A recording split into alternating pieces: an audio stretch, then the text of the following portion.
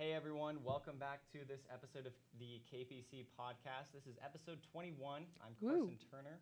I'm Hannah Thurman. And I didn't say any of that into the microphone, but I think you could probably figure it out. We have a lot to cover today. We're going to be talking about Brett Kavanaugh. We're going to be discussing, finally a close, hopefully, to the Brett Kavanaugh never-ending story. But it is kind of a big deal because, first couple weeks I was like, are we going to stop talking about him? But then I kind of realized, okay, this is a Supreme Court justice. Maybe it's okay that we're always talking about him. I'm going to be talking about SNL, the new episode, and then a bunch of other stuff. We're just going to go right through it. Yeah. So let's start with Kavanaugh. So this morning, actually, there was a vote in the Senate to pass on the nominations, or the nomination of Brett Kavanaugh. The chamber voted 51 to 49, and there was only one Democrat that voted for him, and then one Republican, Lisa Murkowski of Alaska, who was, throughout the week, she was undecided on the vote. So she actually broke away from her party, but other than that, they voted on party lines, as expected, which, we thought was going to happen. Oh, wait, no, I'm sorry. No, that was right. But Joe Manchin was the Democrat. Oh, okay. Cool. Yeah, there has been a lot that's been going on in terms of Kavanaugh. I don't know what I was going to say about. Okay, so on Monday we had this memo that was released. It was a memorandum released by what's her name, Rachel Mitchell. She was the woman sitting in on the hearing who asked Christine Ford all these questions regarding the incident that happened, and she basically concluded. Well, I have it right here. She said that, after reviewing the evidence and my nearly 25 years of experience as a career prosecutor of sex-related and other crimes in Arizona, this memorandum does not necessarily reflect the views of the chairman, any committee member, or any other senator. I do not fully agree with everybody here. The words written in this memorandum are mine. I fully stand by them. While I am a registered Republican, I am not a political or partisan person, and I thought she was going to say what. So now I need to find another quote. But, okay, so here it is. Bottom line, a he said, she said case is incredibly difficult to prove. But this case is even weaker than that. Dr. Ford identified other witnesses to the event, and those witnesses either refuted her allegations or failed to corroborate them. For the reasons discussed below, I do not think that a reasonable prosecutor would bring this case based on the evidence before the committee, nor do I believe that this case evidence is sufficient to satisfy the evidence standard that we set. And then she goes in depth. I feel like we're so past this document being released that it's kind of hard to just go through and say there are a lot of things that are inconsistent about her hearing, and I don't think that's because we need to wreck Christine Blasey Ford epic style like President Trump thinks. I think it's more of this happened so long ago, and it's kind of hard to pinpoint the exact details. Right. And I don't know. We do. What were you going to say about it before we show that clip? Well, as we were talking before we went on, it's this evidence that she came forward with. She prosecutes sex crimes. That's her job. She's been doing this for however many years. Rachel. And she obviously knows a lot. And so when this evidence in her memo came forward, I read it and I looked into it, and it's hard not to agree with the evidence. I want to choose my words carefully here, but as I said, I still believe that he is guilty in some way. Just hearing the testimonies of the two is enough for me, just to see the emotions, and I don't think, as I had said, I don't think that she is influenced by the GOP representatives at all that were on the committee, just as I don't think Ford has been influenced at all by the Democratic senators and GOP members. Yeah. So I would say maybe it might be, if there's anyone that would be influencing her, it'd probably be her lawyers who are on the case. And I think this is more, and I'm glad that it's kind of spun out this way, except for some person, which we'll talk about in a moment. My overall concern was that a lot of Republicans or people on the right would start attacking Ford because of her allegations being false. but that's not what's happened except for the president, which right, pretty yeah. significant person, right? But Which makes it okay if he does it, then everyone else is gonna be well, like, I know a lot of people a lot of were GOP not happy people about were Trump saying that. And I think the reason there are so many inconsistencies is because I don't think Ford remembers who did this to her. I'm not denying that this incident never happened to her. I think it did. And I honestly think there are a bunch of other events in her life that could have led up to it. Because, I mean, if you see her at the event, she looks like she's been through a lot, you know? She doesn't look like she has led a regular life, you know?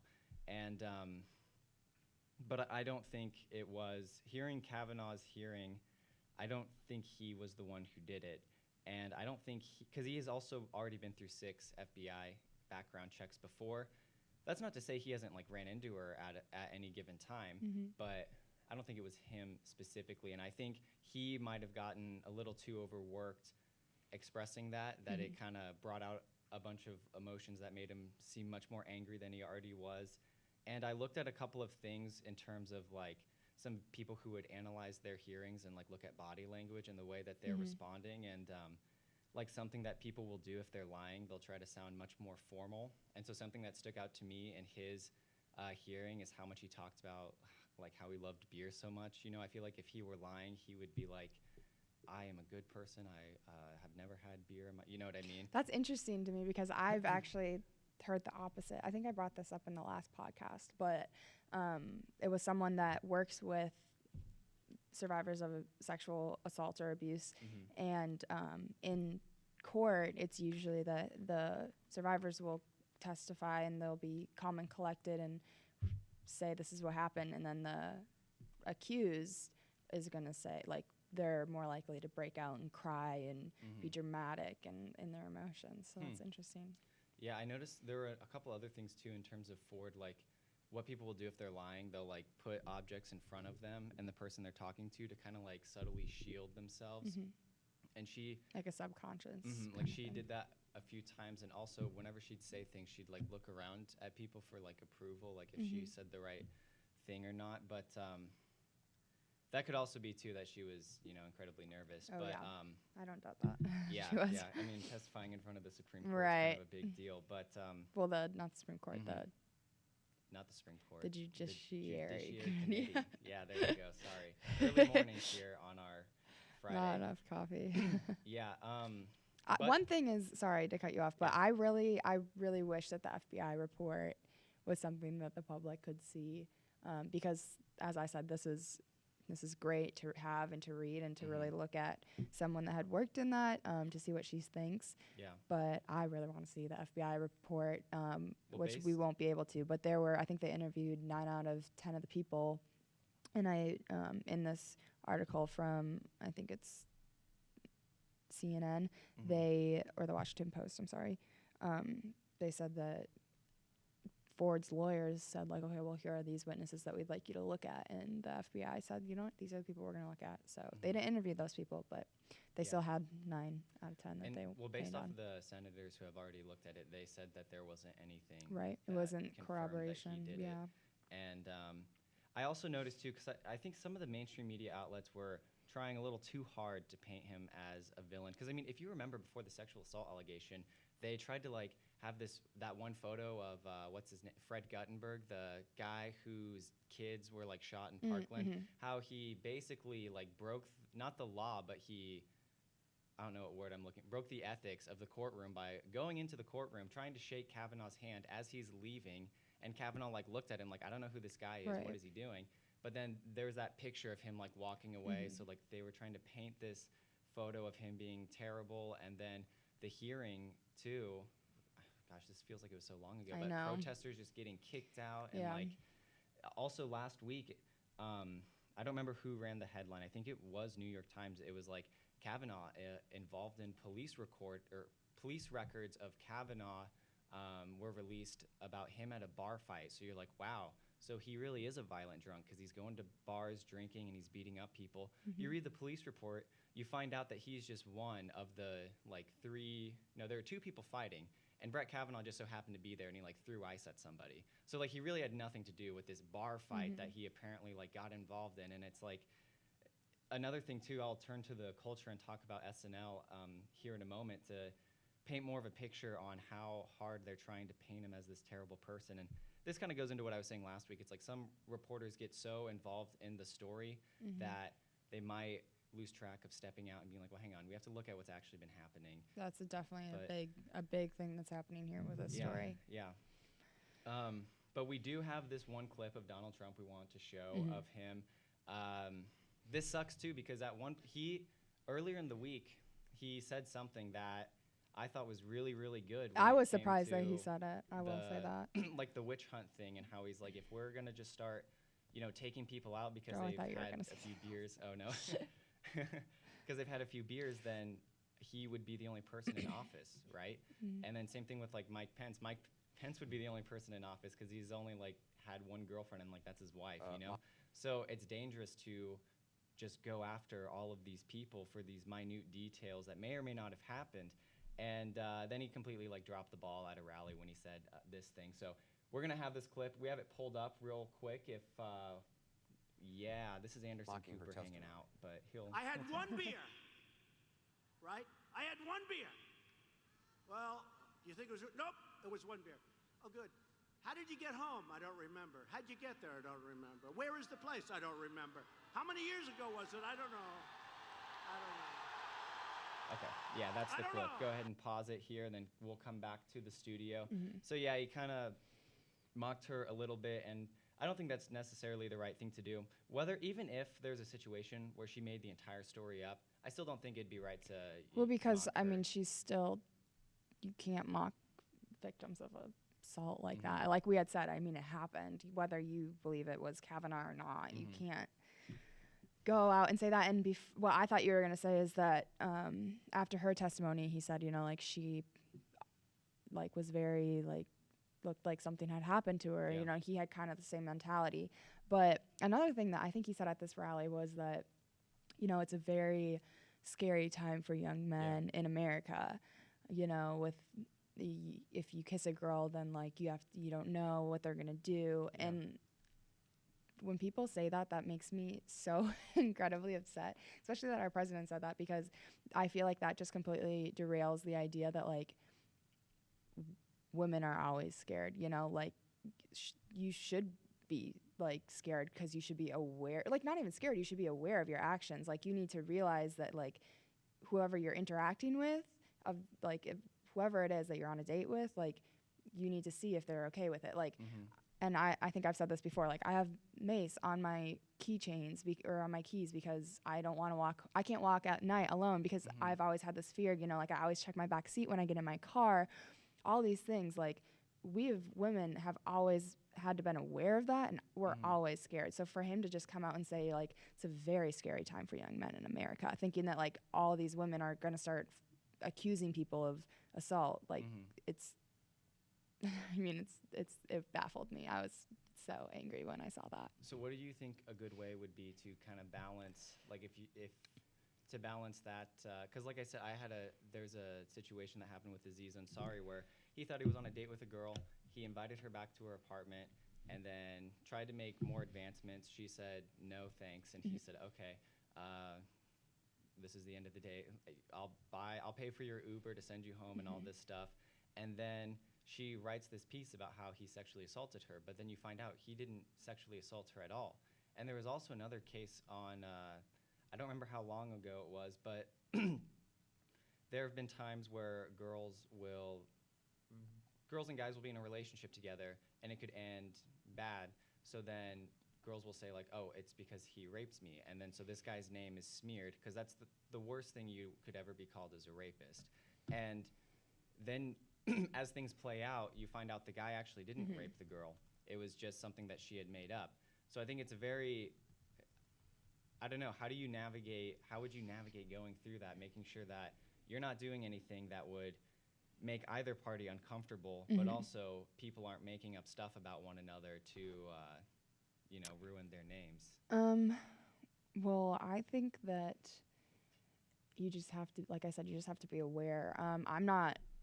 I don't really remember the, what's his name? Aziz Ansari. Aziz I Ansari. remember hearing about it and talking about it in my classes, but I don't remember like the actual facts of the case or the accusation.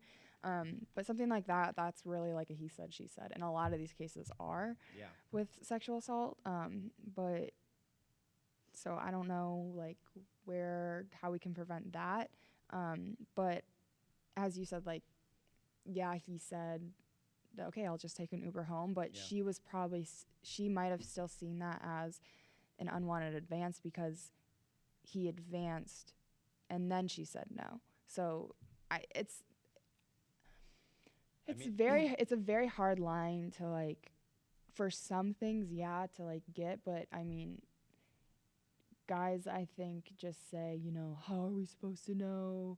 Like girls, like, what if we kiss them and then they say that's sexual assault? Like, that is such a small problem. Like false accusations of rape especially are so rare, and majority of the time, like, people don't even bring a case to court if it happens because they don't want to relive it.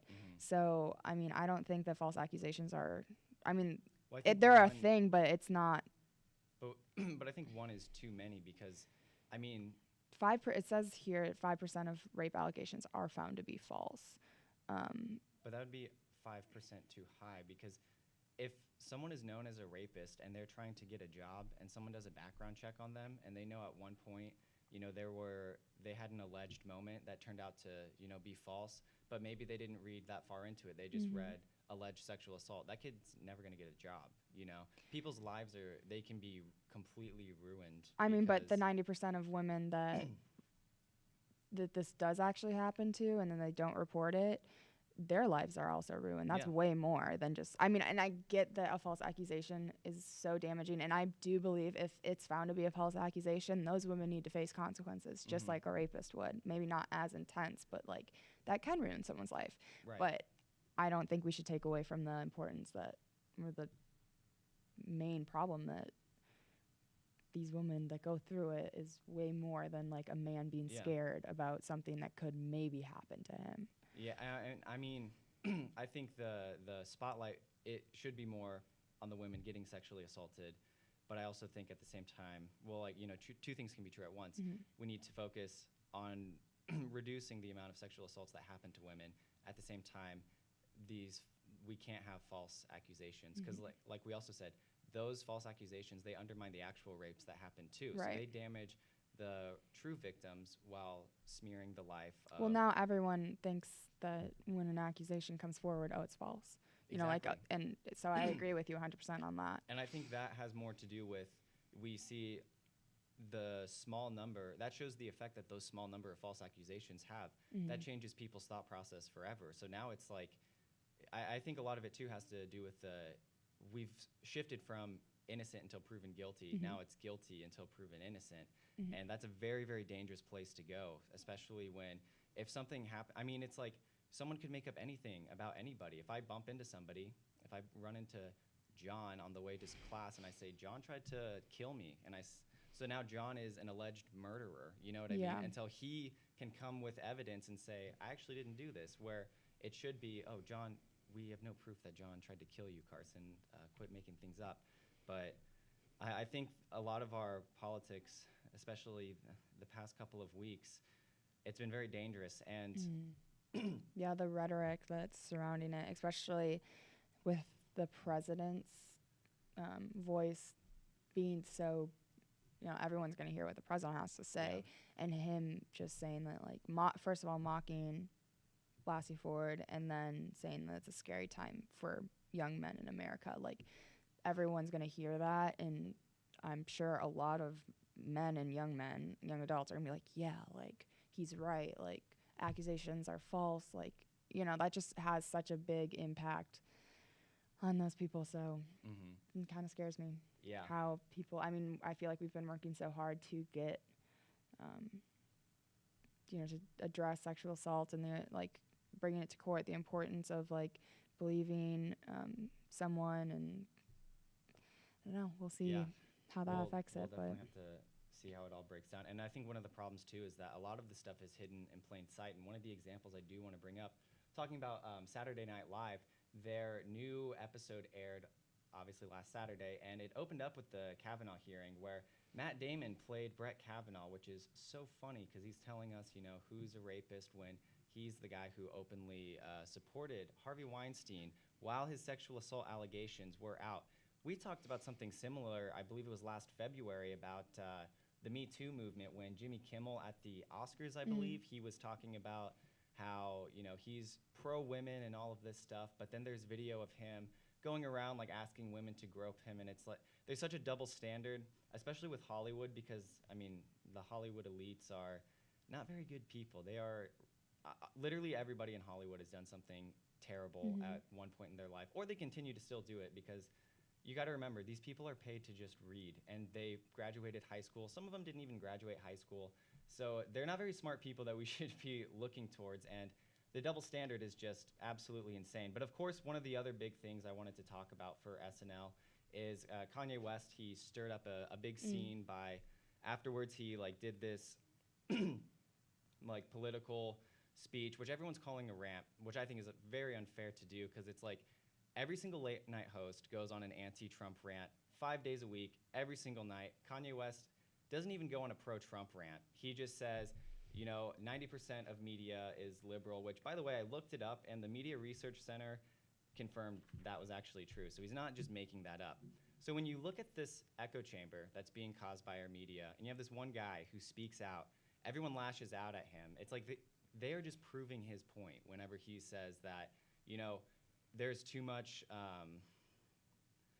people, like both sides are just way too hostile towards one another, but the media is dominant in the liberal ideology, calls it out, and everyone's like, wow, what this crazy loon's going on a political rant. Was Stephen Colbert not going on a political rant when he said that, like, Putin has, like, Trump's mouth is Putin's, like, do you remember that? Yeah. And they do that every single night. And then I watched the whole episode, the Weekend Update. It was all just anti-Trump rhetoric here and there. And I also said something to you earlier about how Trevor Noah actually said something good about the new NAFTA update. And you were like, what? Whoa. So because I don't, in my defense, I don't watch late night, but I was surprised that that a late night host would say something especially because nice I've about the seen president. Trevor Noah is definitely someone that I would watch the most of. Like, I'll see clips on Twitter and stuff and YouTube, but so everything that I've seen from him, he's obviously very been liberal. Just like every other just like 90% of the people in Hollywood. I mean, they had Roseanne, which got canceled, and now they have like Last Man Standing. That's like the only right-wing show that they have. And Kanye West called it out, and he even said, and I believe this too, he said that people backstage were telling him not to wear the MAGA hat because that would cause too many problems. And it's like, 100%. you can go out there and say that Trump is literally Hitler, and you can have a swastika on your shirt if you're saying I'm making fun of Trump, but you can't go out there with a Make America Great Again hat. That's kind of and Kanye has been pushing more to bring both sides together. Like, he recently has been trying to get Colin Kaepernick and President Trump to meet so they can settle the disagreement between the kneeling with the national anthem. So that shows he's not just like fully conservative, and he's not fully liberal. He wants both sides to kind of join together so we can stop being so hostile.